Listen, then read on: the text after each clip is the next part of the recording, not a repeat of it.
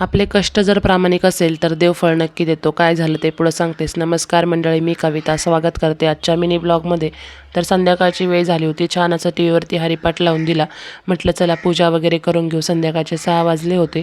मग पूजेला घेतलं. छान अशी पूजा वगैरे केली. सकाळपासून जो दिवा लावलेला होता तो अजून चालू होता आणि त्याच्यामध्ये छान असं फूल तयार झालं होतं. देवाचा आशीर्वाद तर आपल्या पाठीमागे आहे, म्हणून तर हे सगळं सक्सेस मिळत आहे.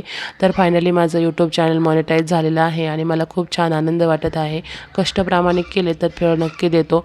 त्यामुळे ना कष्ट करत राहा, प्रामाणिक राहा, आपलं काम करत राहा. त्याच्यानंतर मग किचनमध्ये आले. छान अशी फ्लावरची वाटाणा बटाट्याची भाजी बनवायची होती. सगळ्या भाज्या वगैरे क्लीन करून घेतल्या. त्याच्यानंतर मस्त ग्रेव्ही बनवली. टोमॅटो, कांदा, अद्रक, लसूण, थोडेसे काजू टाकून छान अशा तेलामध्ये परतून घेतले आणि त्याची छान अशी पेस्ट बनवून घेतली. कढईमध्ये तेल टाकलं.